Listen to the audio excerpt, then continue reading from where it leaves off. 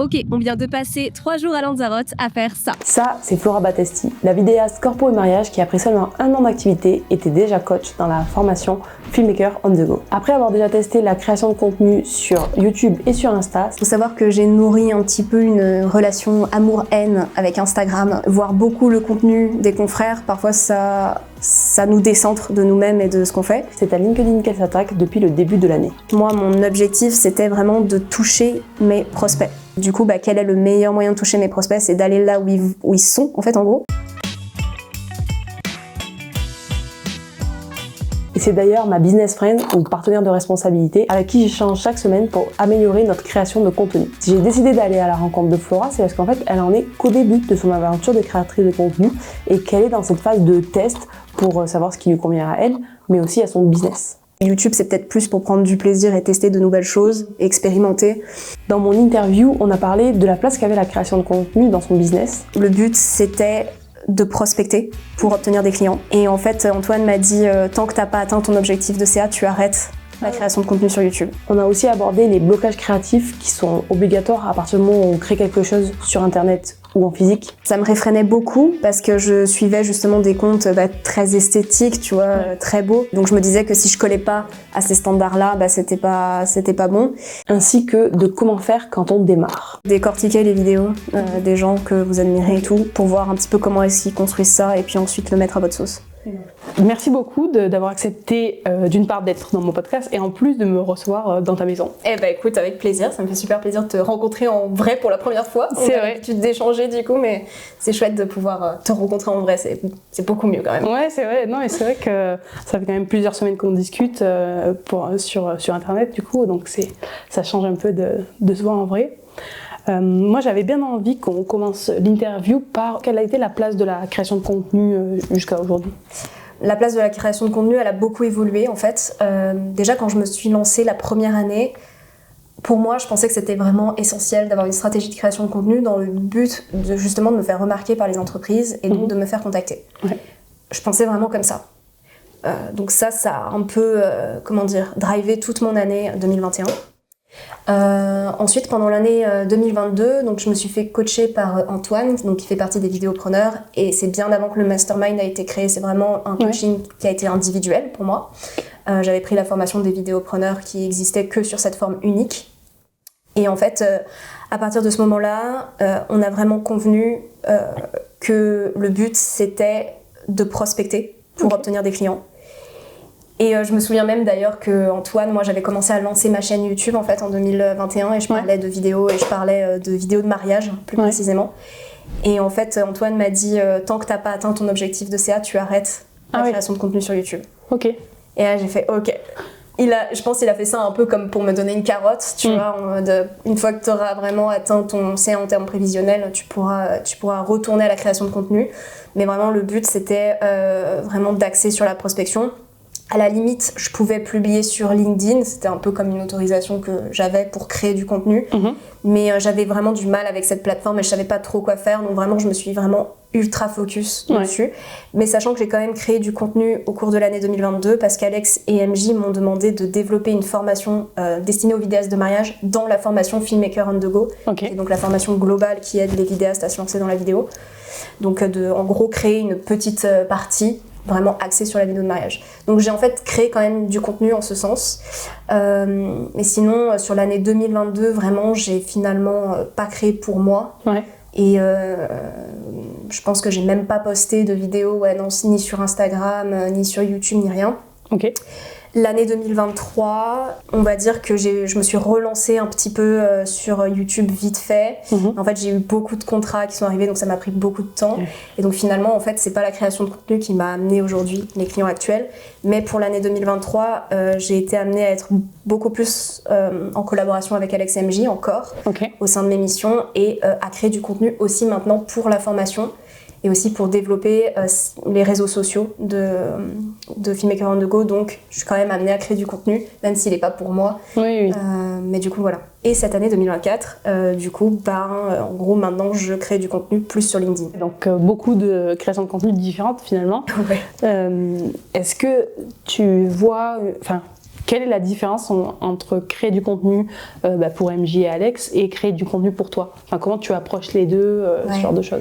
Déjà, quand je crée du contenu pour Alex et MJ, j'ai plus une posture de pédagogue. Je pense que voilà, je me mets vraiment en scène et j'explique un petit peu mon savoir. Ou c'est aussi parfois des techniques que je ne connaissais pas avant, donc ça me permet d'apprendre des choses et après de restituer ces connaissances-là. Okay. Donc on dirait que voilà, j'ai quand même un langage qui est un peu plus codé avec Alex et MJ, qui colle aussi un petit peu à eux, leur univers aussi, dans le but que tout fit bien ensemble. Et quand c'est du contenu un peu plus pour moi, j'essaie de faire en sorte qu'il soit un petit peu plus spontané, ce qui n'empêche pas qu'il soit un peu travaillé. Je donne quand même toujours des connaissances sur des choses que j'ai vécues, mais c'est un peu plus, en mode vraiment pratico-pratique sur des expériences que j'ai vécues en tant que vidéaste et qui peuvent aider les autres vidéastes aussi. Donc, mais c'est vraiment un peu plus des choses du quotidien. Voilà. Et puis sur LinkedIn, c'est vraiment centré sur, c'est une création de contenu qui est plus destinée à mes prospects et non pas aux autres vidéastes. Donc du coup, c'est très différent dans la manière d'aborder la chose, quoi. Bien sûr. Ouais. Et donc pour la création de contenu pour MJ et Alex, tu fais le script toi-même, tu leur envoies. Oui, donc c'est... Ouais, alors en gros, c'est ça. On brainstorm ensemble de sujets qu'on pourrait aborder dans la formation, que ce soit donc dans la formation, mais aussi peut-être sur d'autres réseaux, Instagram, YouTube, en fonction. Et je propose, il propose. Okay. Et ensuite, en effet, j'écris le script et il est toujours validé par Alex MJ. Okay. Et ensuite, je tourne la vidéo. Ok, d'accord. Ouais, donc c'est vraiment comme des clients à qui tu fournirais du contenu. C'est intéressant parce que je trouve que la création de contenu, c'est vraiment une forme de vidéo assez spécifique et ça change énormément quand tu fais de la création de contenu pour toi, quand tu fais de la création de contenu pour les autres. Et c'est très intéressant que tu aies vraiment ces deux côtés-là, sans que ce soit, c'est pas des vidéos YouTube, quoi, que sont eux qui filment, non, tu dois te filmer toi, tu dois faire un script. Donc là, je trouve que c'est encore autre chose que ce que moi j'ai l'habitude quand je fais du montage pour mes clients youtubeurs. Ouais, et est-ce que tu as une préférence entre créer du contenu pour toi, créer du contenu pour tes clients Je dirais, je trouve que c'est dur de trouver une préférence. C'est quand même très différent les deux. Je dirais quand même que du coup, c'est vraiment beaucoup plus important pour moi de créer du contenu qualitatif qui corresponde vraiment aux attentes pour Alex MJ, tandis que je me dis que YouTube, c'est peut-être plus une partie où je peux explorer des choses et tester des nouveaux formats et vraiment m'amuser. En tout cas, quand moi, maintenant, je veux créer du contenu sur YouTube, ça sera vraiment plus pour prendre du plaisir et tester de nouvelles choses, et expérimenter. Que vraiment pour Alex MJ, en effet, ça sera beaucoup plus sérieux, ça rentre vraiment dans le cadre et tout. Donc du coup, voilà, mais en tout cas, j'aime beaucoup les deux parce que je trouve ça chouette aussi de pouvoir transmettre. Donc ça, c'est vraiment cool. Ouais, c'est sûr que je trouve que cet aspect de prendre la posture de coach après avoir suivi une formation, c'est un peu encore mieux que le diplôme, quoi. C'est vraiment genre, t'as vraiment bien appris, maintenant tu vas apprendre aux autres. C'est ouf. Ouais, j'avoue, c'est ouf.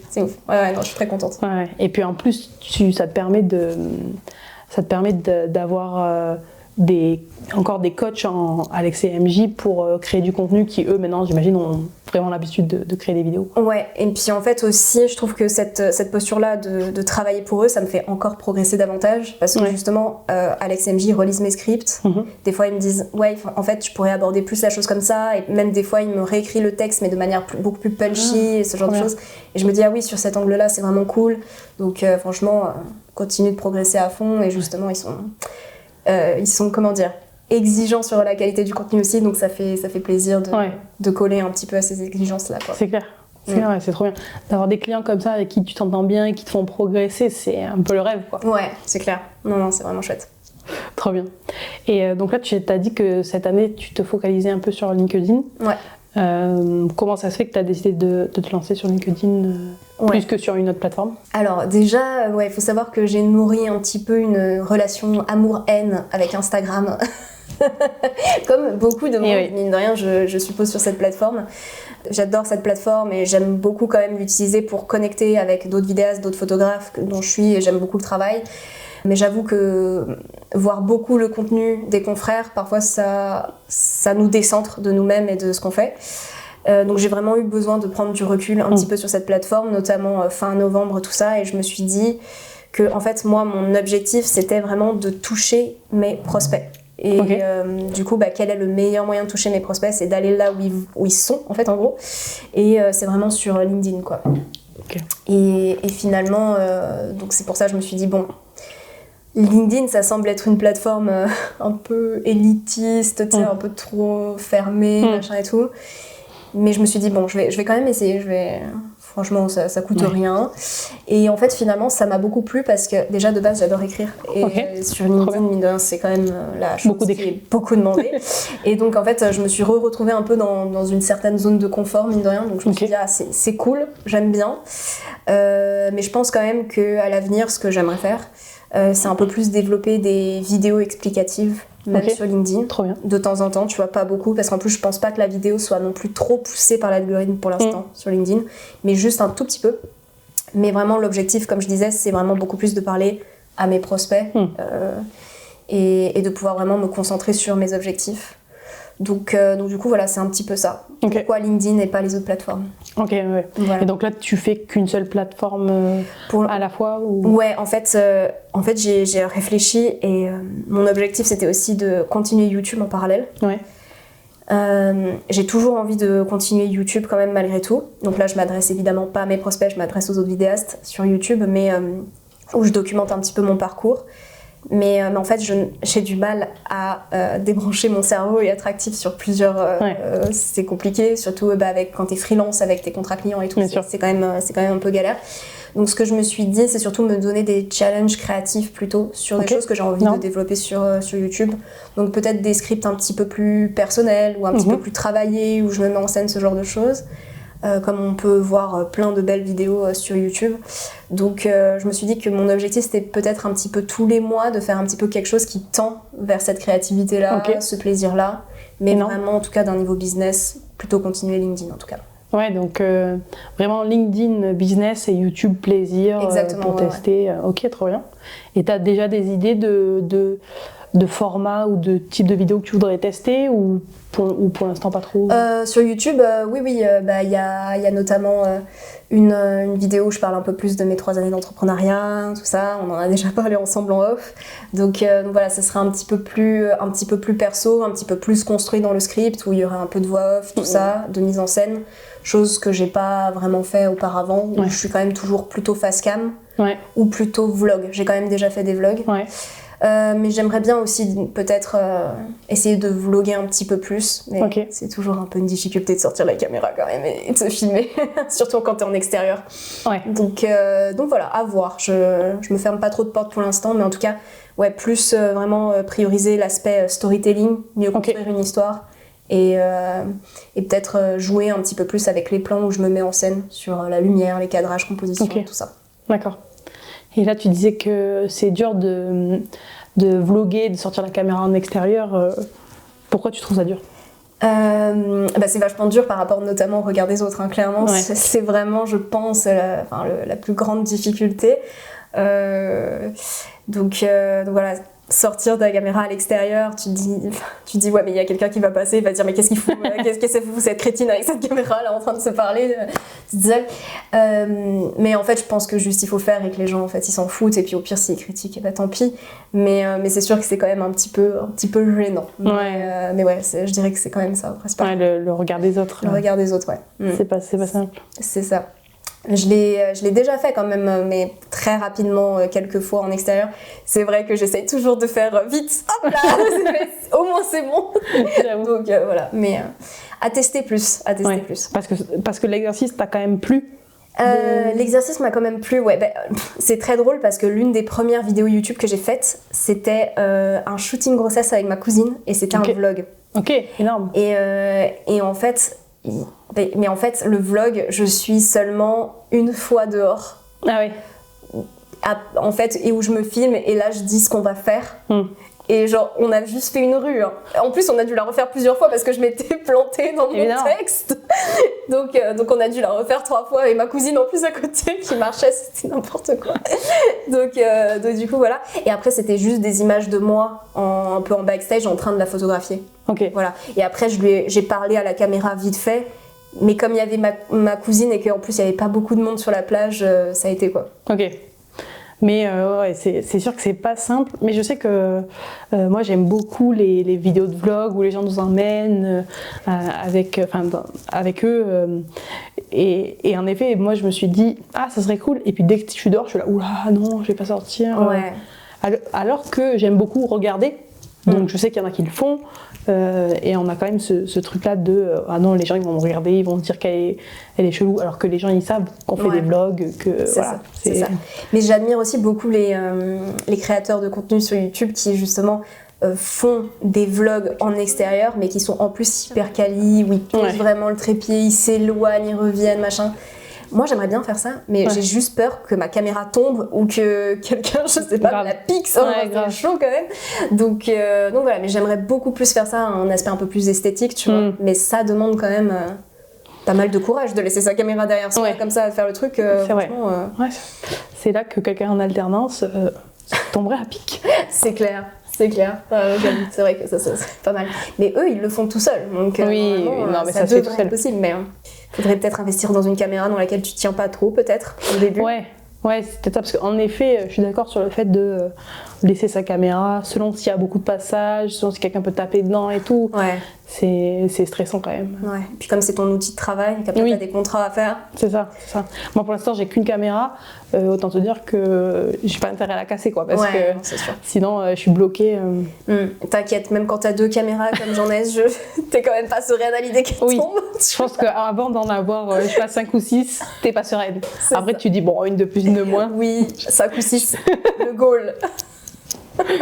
Moi j'aimerais bien avoir une pièce dédiée à mon matériel vidéo pour avoir tout un tas de matériel. Après je me dis, est-ce que ça te servirait vraiment? Je ne sais pas, mais je les aurai comme ça. Le jour où j'ai besoin de 6 caméras, j'ai mes 6 caméras. Mais c'est surtout qu'après, alors je sais que quand on est vidéaste, on est un peu matérialiste et on adore justement tout ce qui est matos et tout, mais après en plus tu peux le louer.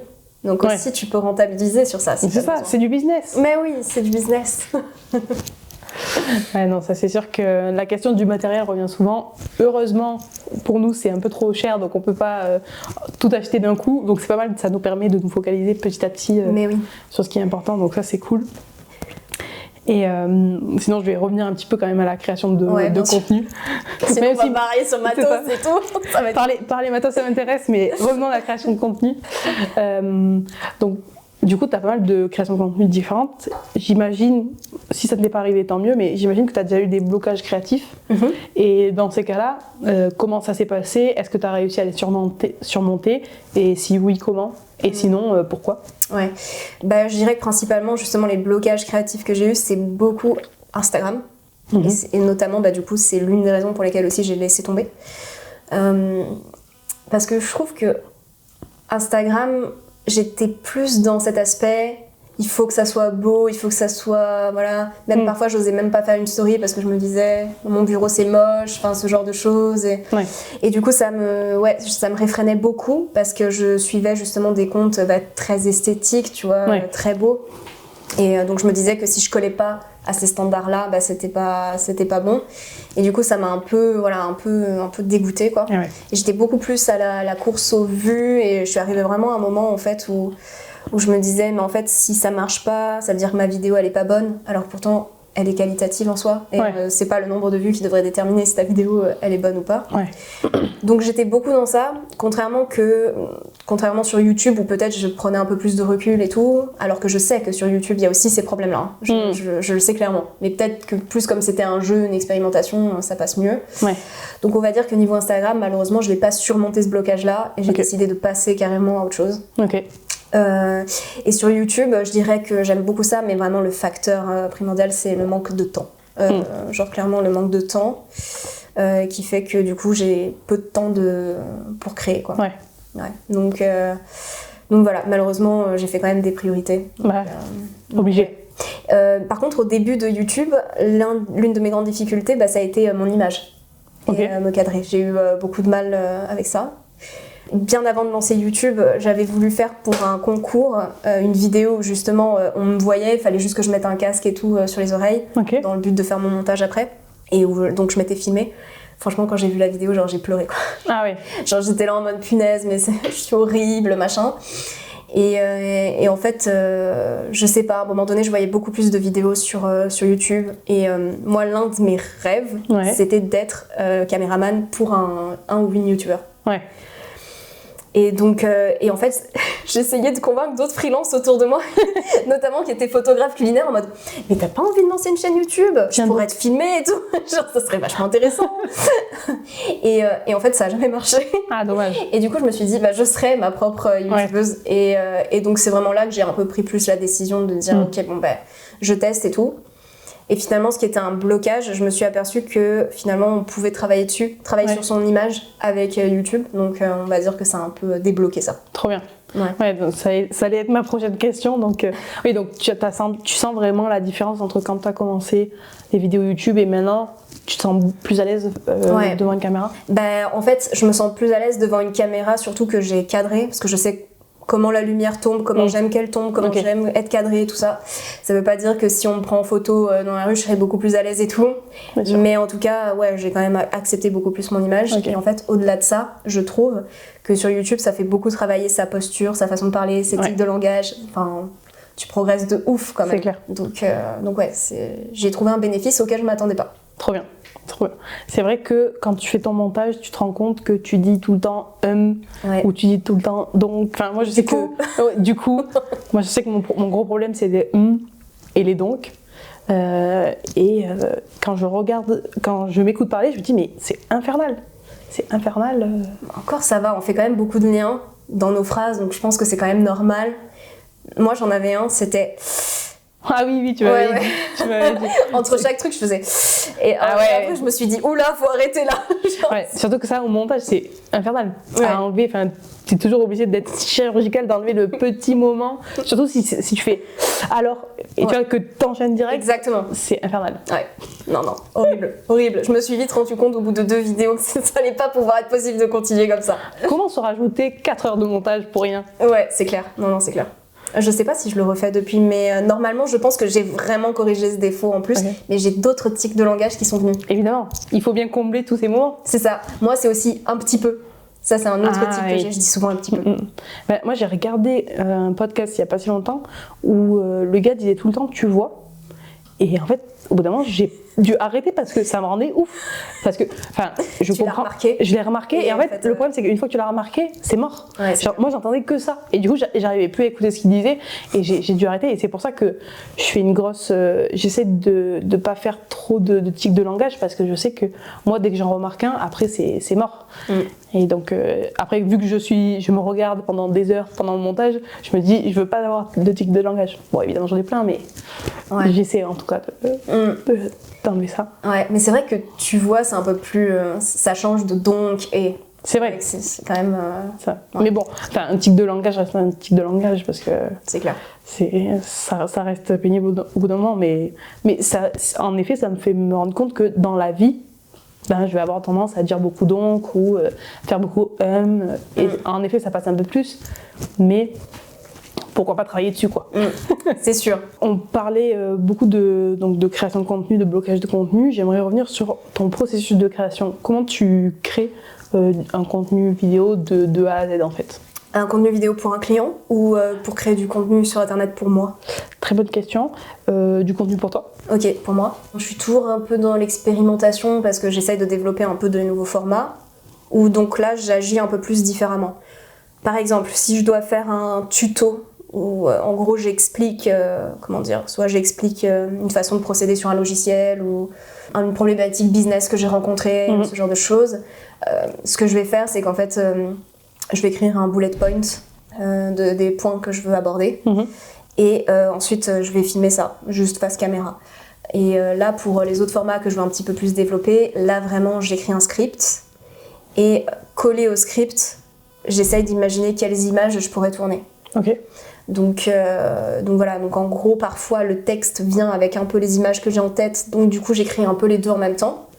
Mais sinon j'écris quand même le texte et puis après je vois quelles images je pourrais coller dessus. Mais des fois en fait ça me donne l'idée ou alors j'ai envie de réaliser un plan particulier Trop bien. Et j'essaye de trouver le texte adéquat. Bon, c'est vraiment en fonction un peu de l'inspiration. Bien sûr. Donc voilà, donc je dirais ça. Donc dans un premier temps, il y a quand même toujours une partie écriture. Ok. Et ensuite, la partie tournage et puis montage. Ok.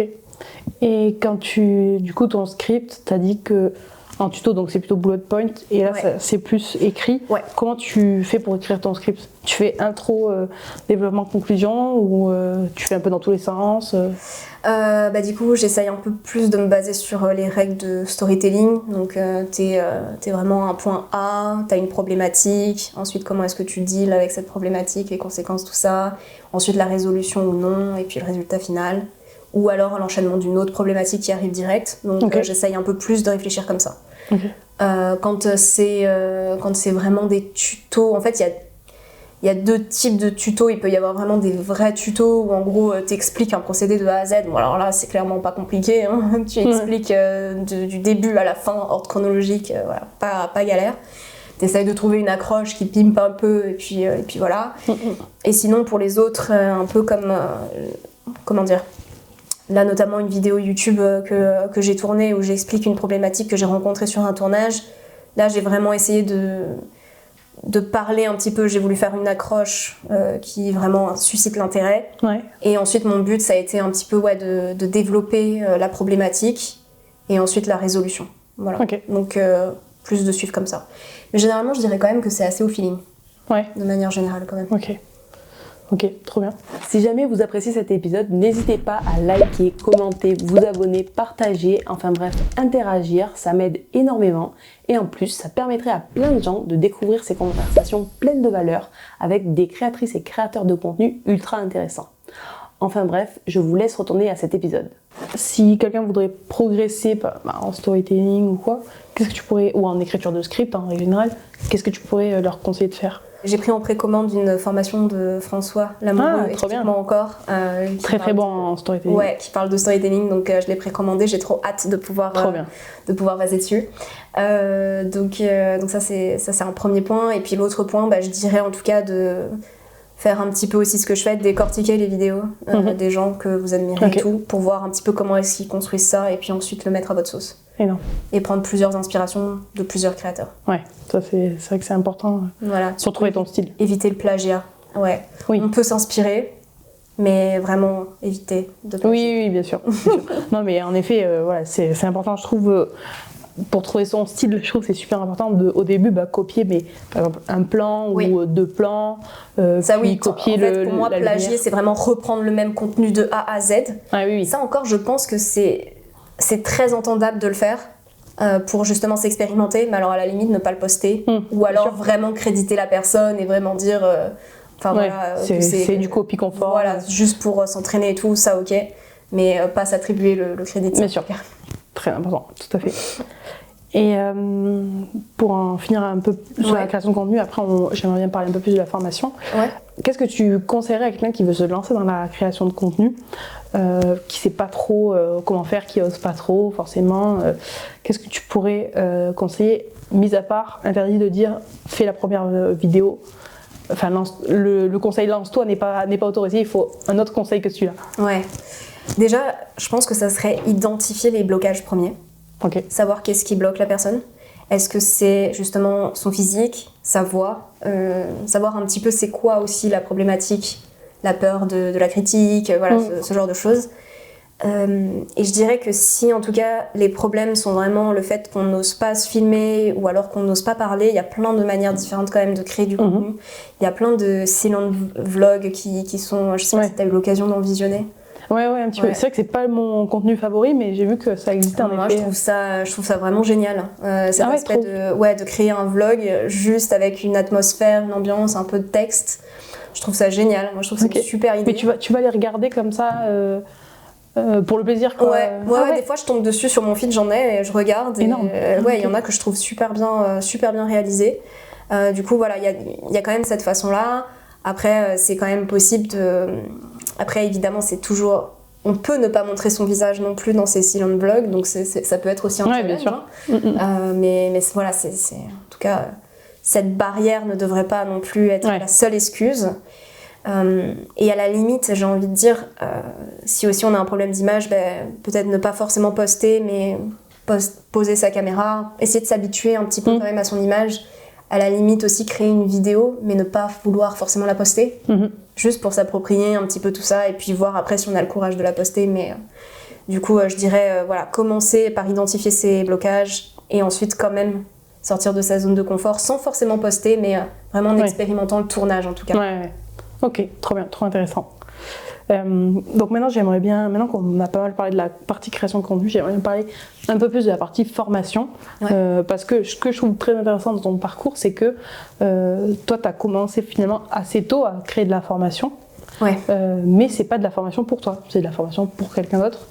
Et du coup, j'aimerais bien que tu nous parles un peu plus précisément de comment ça s'est fait, parce que tu nous as dit que tu avais suivi la formation et qu'après ils t'ont demandé, mais comment ça se fait qu'ils t'ont demandé à toi, pas plus qu'à quelqu'un d'autre, ce genre d'infos. Ouais, bien sûr.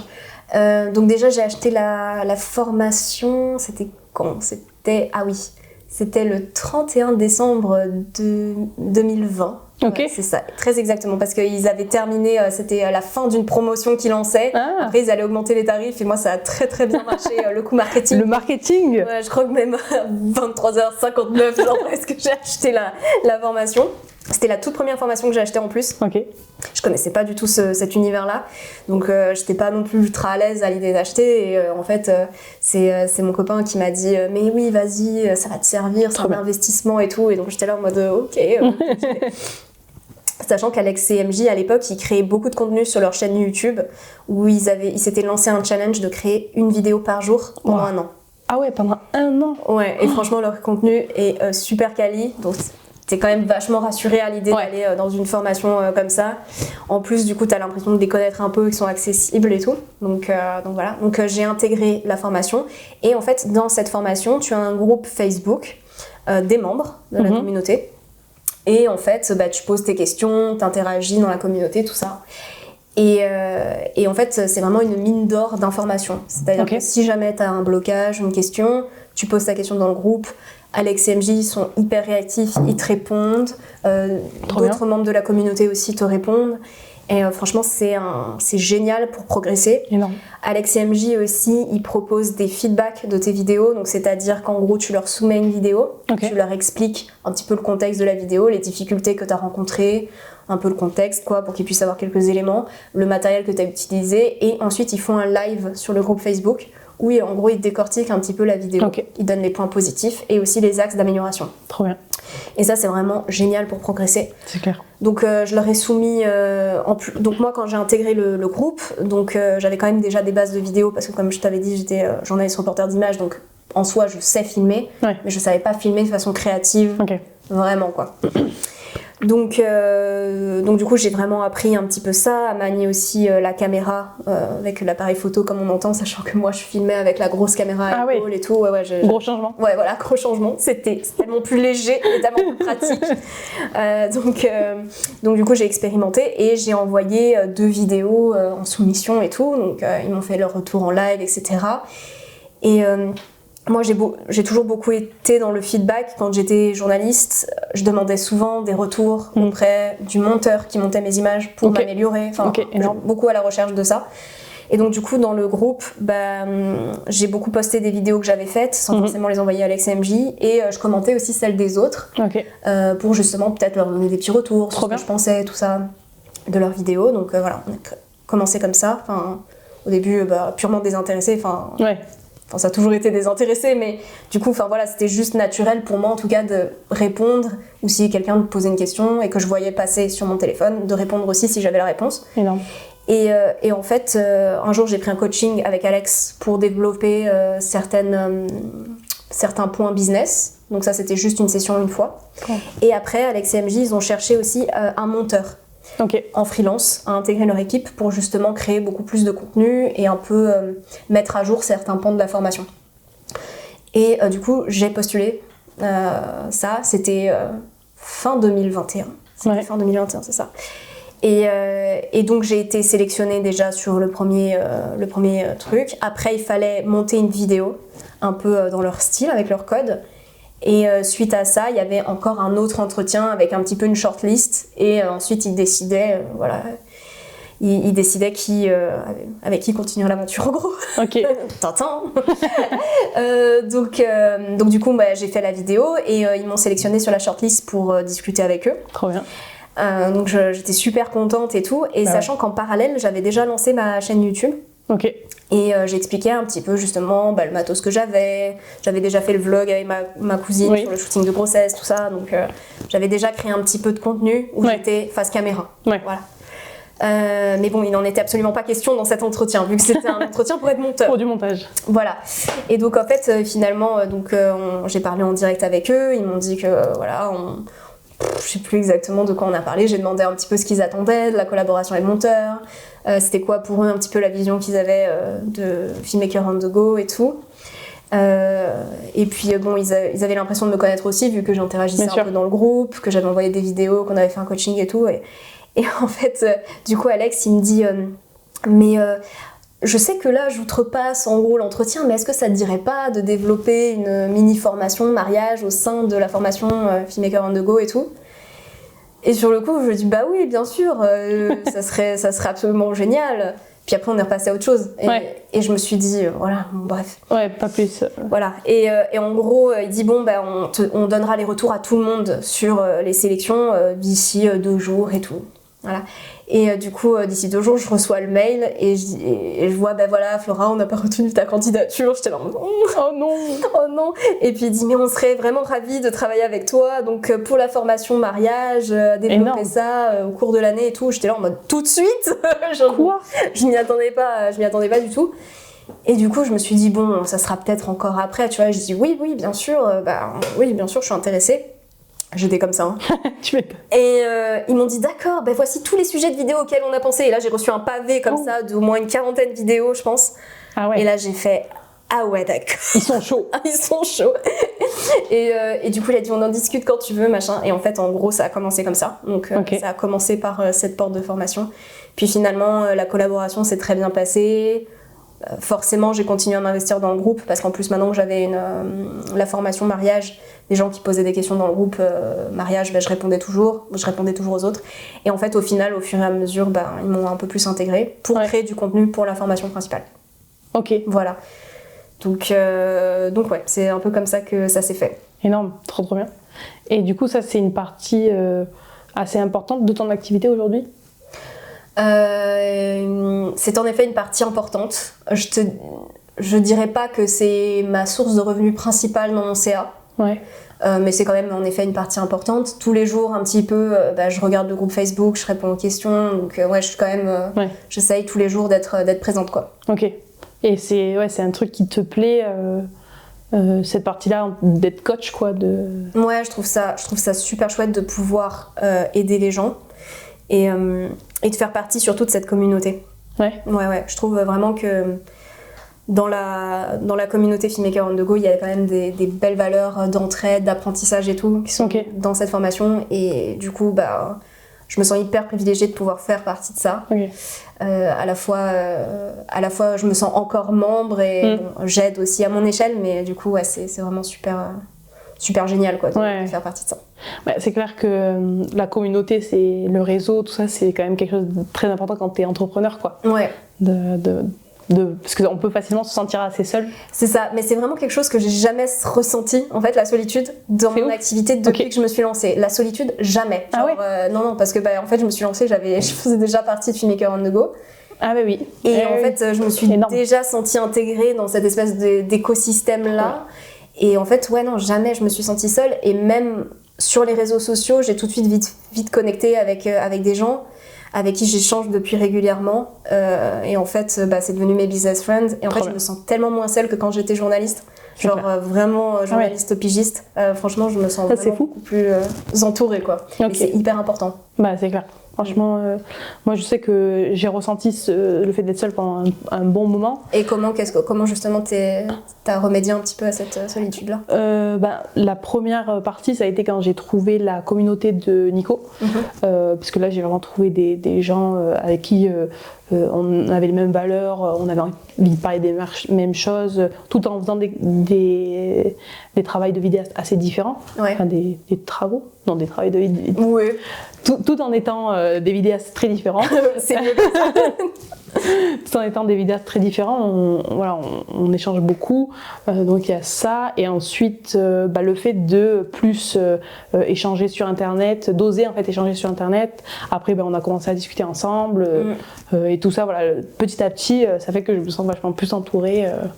Et je sens que ça change vraiment quelque chose dans mon boulot, quoi, dans ma façon de gérer les trucs. Ouais, parce que finalement, tu as appris aussi avec ces personnes-là, tu t'es un peu enrichi. Ah oui, du coup, ça t'a permis d'implémenter ça dans ton entreprise. Ouais, clairement. De toute façon, dès que j'ai une question, je vais la poser. Les gens vont me dire moi je fais comme ci, moi je fais comme ça. Et du coup, ça me permet de trouver un peu la façon de faire qui me correspond à moi.